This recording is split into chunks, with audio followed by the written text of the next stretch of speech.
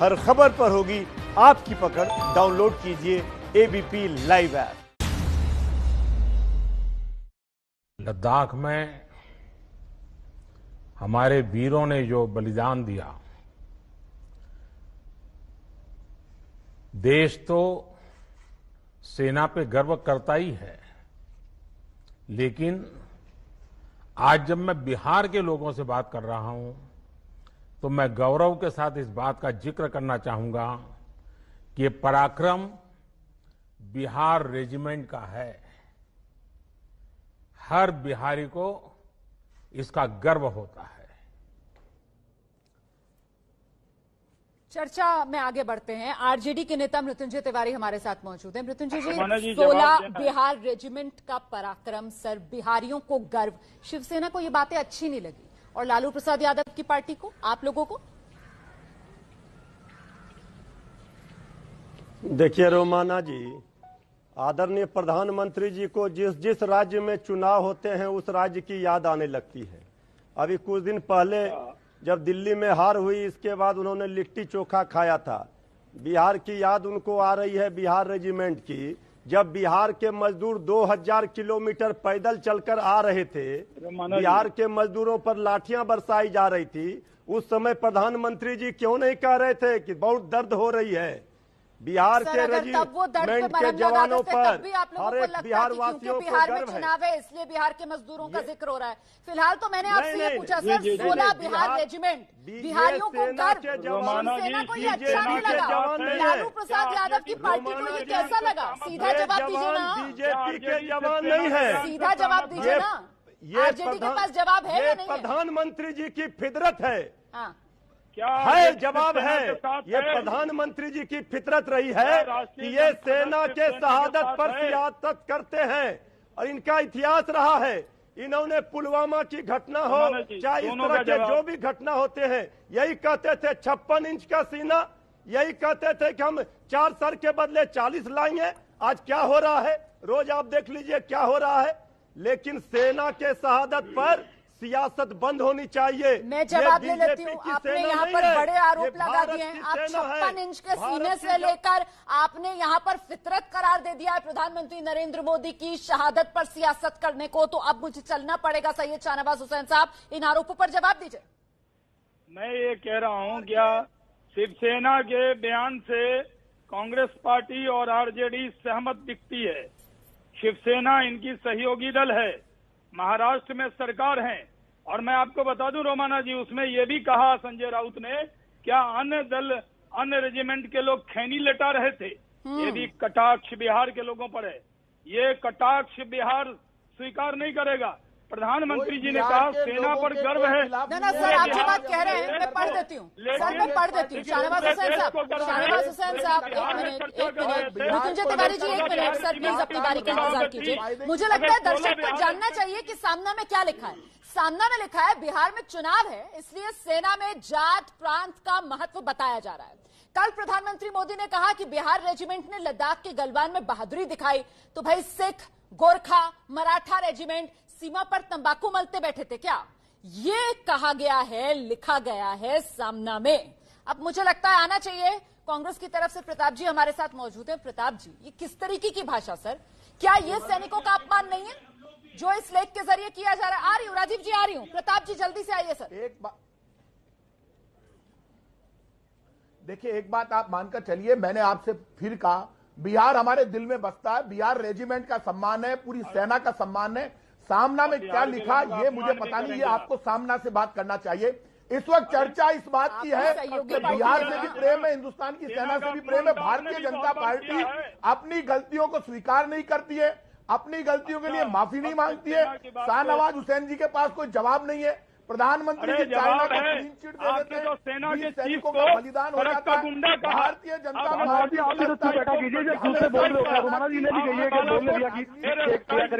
पर सवाल उठाया। बीच में पूछ जाते हैं, जब मैं बोल रहा था तभी बीच में पूछ रहे थे।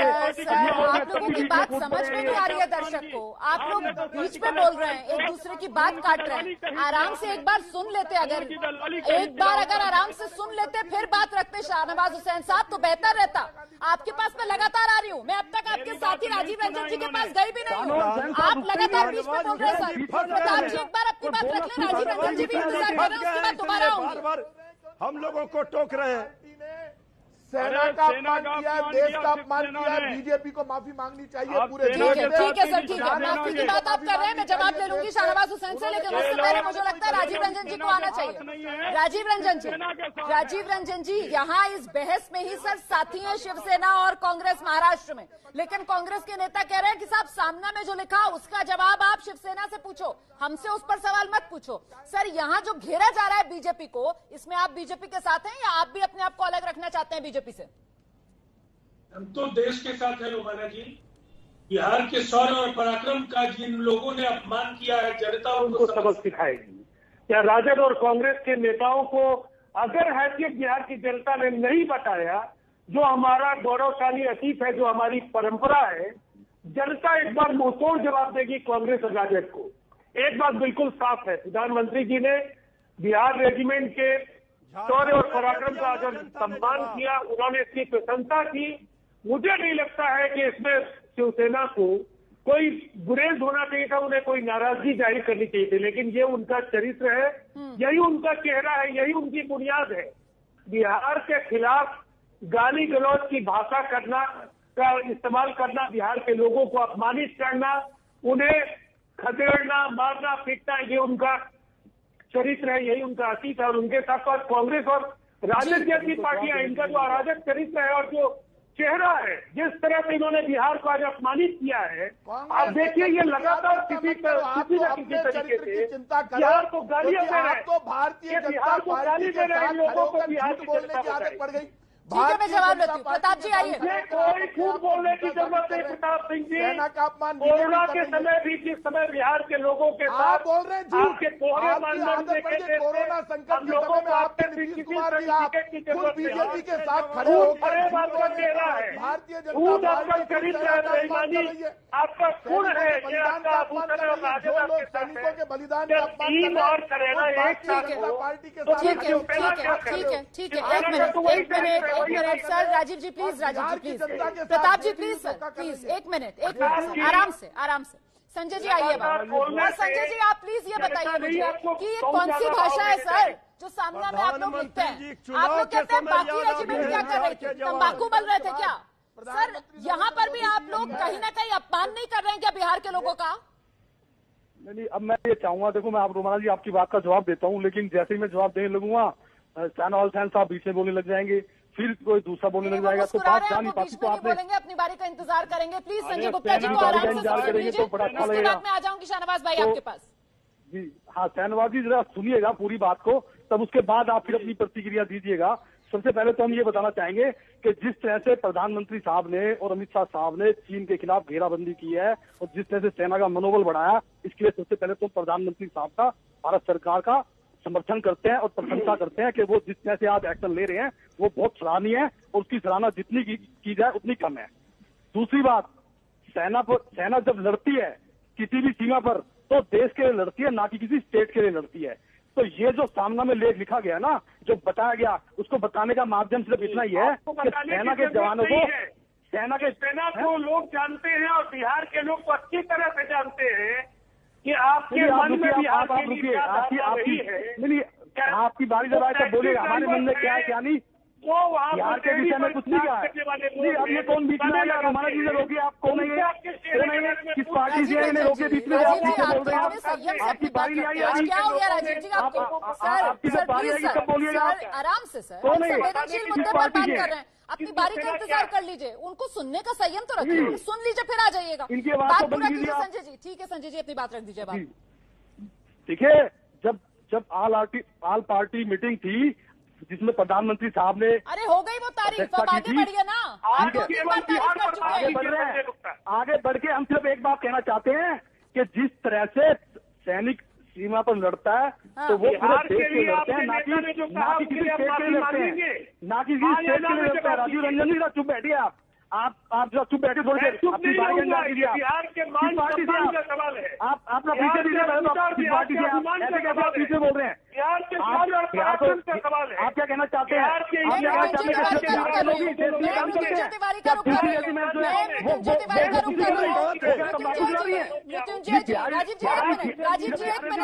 राजीव जी, आप यहाँ पर बिहार की अस्मिता की बात कर रहे हैं या सिर्फ और सिर्फ कोरी राजनीति हो रही है? मृत्युंजय जी को भी आने दीजिए ना। मृत्युंजय जी, क्या आपको भी लगता है कि शिवसेना ने बिहार का अपमान किया है? शिवसेना को मांगनी चाहिए? तो जनता रोक रही है, इनको रोक रही है जनता। देखिए, अपमान कोई बिहार का नहीं कर सकता है।